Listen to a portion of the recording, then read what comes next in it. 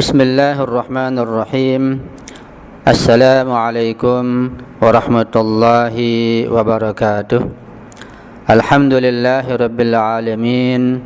Wa sallallahu ala sayyidina wa maulana Muhammadin wa ala alihi at-tayyibin at-tahirin wa ashabihil muntajabin, amma ba'du. Ikhwani al-mu'minin wa akhwati al-mu'minat rahimakumullah. Alhamdulillah, kita bersyukur kepada Allah Subhanahu wa taala. Pada hari ini kita sudah memasuki bulan Sya'ban yang mulia, dan insyaallah kita akan dapat memasuki bulan suci Ramadan, bulan yang sangat mulia, yaitu Sayyidus Syuhur, bulan ibadah dan bulan Rabiul Quran. Dan hal yang sangat penting yang perlu kita perhatikan adalah demi menyongsong kedatangan bulan Ramadan, kita mengkaji fikih bab puasa. Jadi persiapan yang paling penting adalah bukan berupa makanan atau minuman atau yang lainnya, tetapi kita memahami bulan suci Ramadan dengan mengkaji bab fikih puasa. Baiklah, kita akan mengkaji fikih bab puasa dari buku Daras Fikih Bab Ibadah yang terdapat pada halaman 307. Dan kita akan bacakan buku ini. Silakan antum buka bukunya.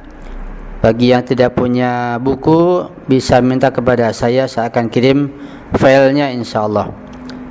Silakan buka bab puasa pada halaman 307 buku Daras Fikih. Bismillahirrahmanirrahim. Bab 4, puasa. Daras ke-57, puasa bagian pertama. Pokok-pokok bahasan. Yang pertama, makna puasa. Yang kedua, jenis-jenis puasa. Yang ketiga, puasa-puasa wajib. Yang keempat, syarat-syarat wajib puasa. Dan yang kelima adalah syarat-syarat keabsahan puasa. Yang pertama, tentang makna puasa.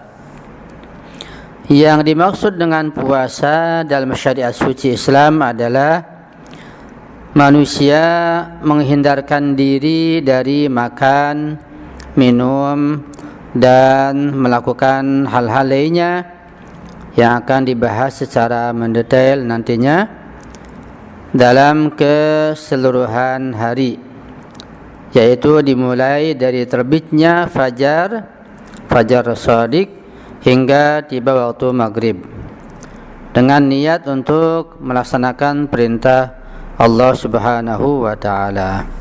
Ini pengertian atau definisi atau makna puasa.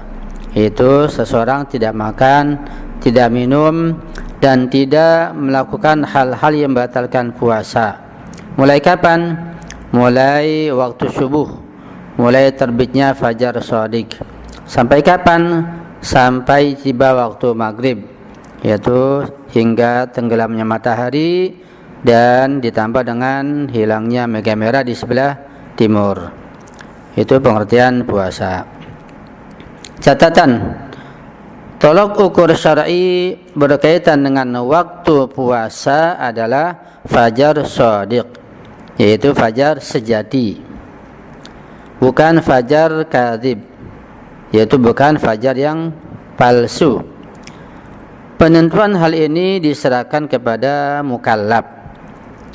Artinya si mukallaf sendiri yang harus menetapkan dan menentukan kapan tibanya fajar shadiq dan kapan tibanya maghrib syar'i. Atau bisa juga dengan bertanya kepada ulama, kepada guru, atau melalui informasi yang meyakinkan. Mukallaf harus berusaha untuk menetapkan hal itu supaya puasanya betul-betul sah.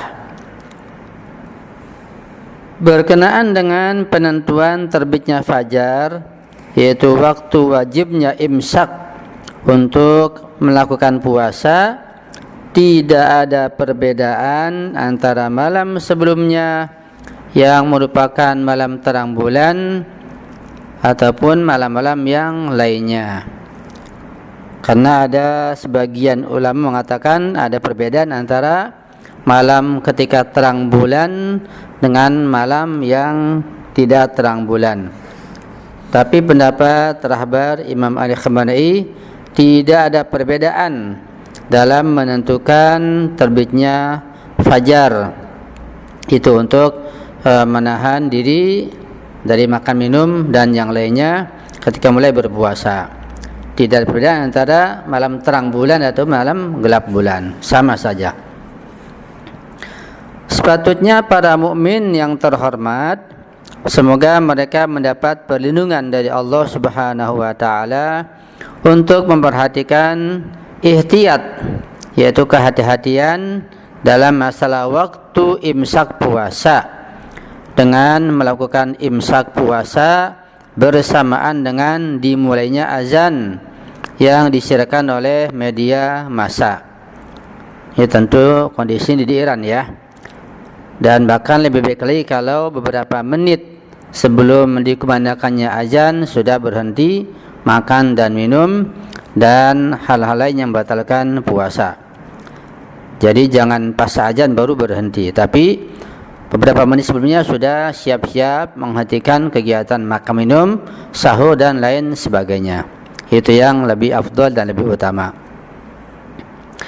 Kapan saja pelaku puasa mendapatkan kemantapan bahwa azan telah dimulai sejak masuknya waktu, maka diperbolehkan baginya untuk berbuka puasa begitu azan dimulai, dan tidak ada kewajiban baginya untuk bersabar hingga azan selesai.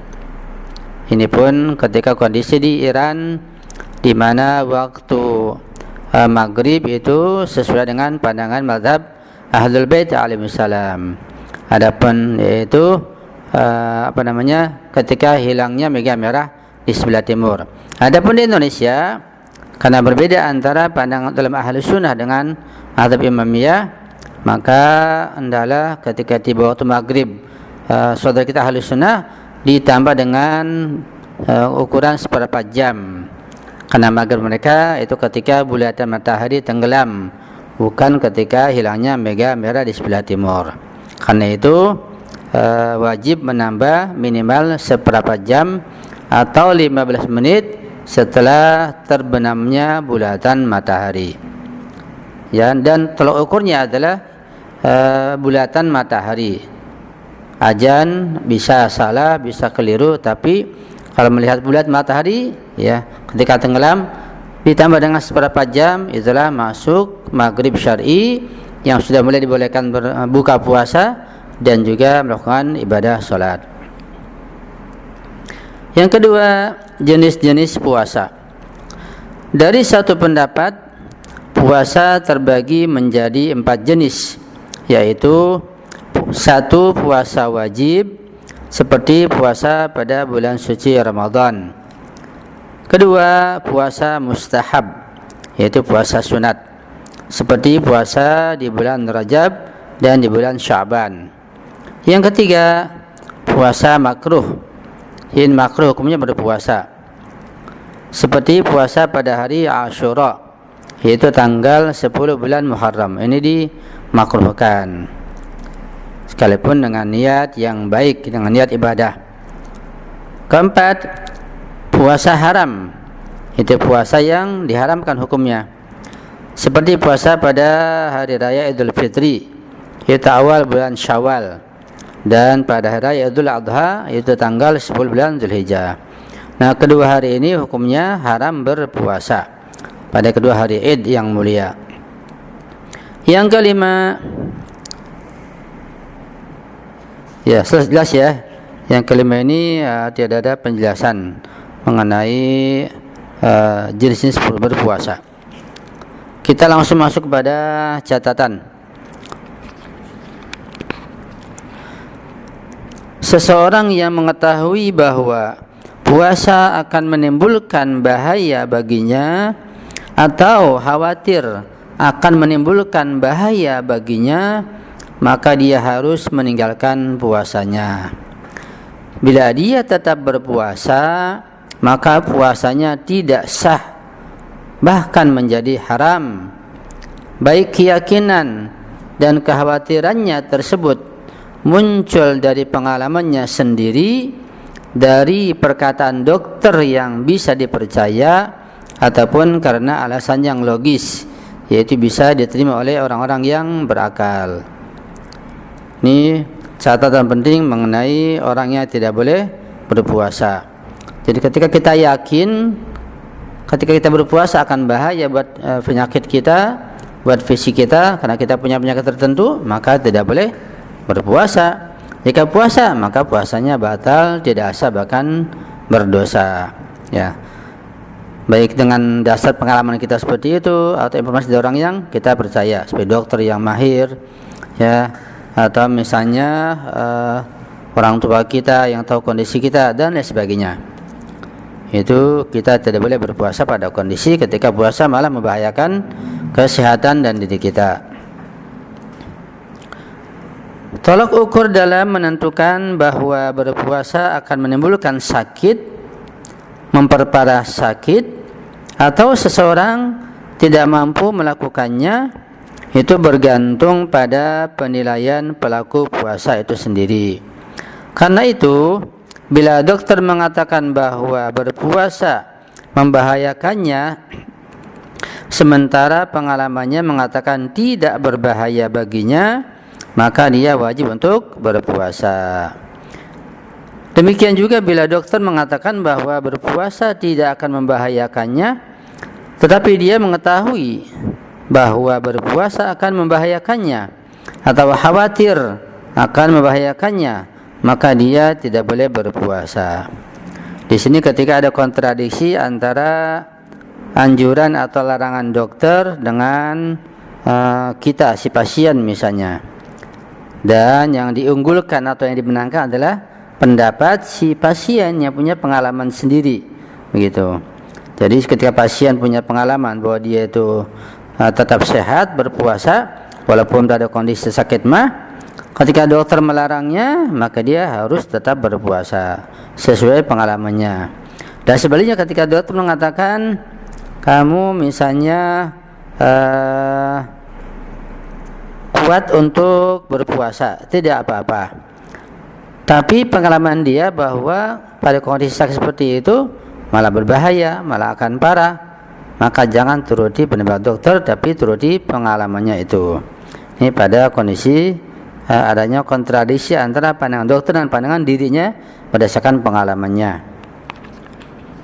Sampai di sini dulu, kita akan lanjutkan catatan yang berikutnya insyaallah pada kajian yang berikutnya. Alhamdulillahirabbil alamin. Wassalamualaikum warahmatullahi wabarakatuh.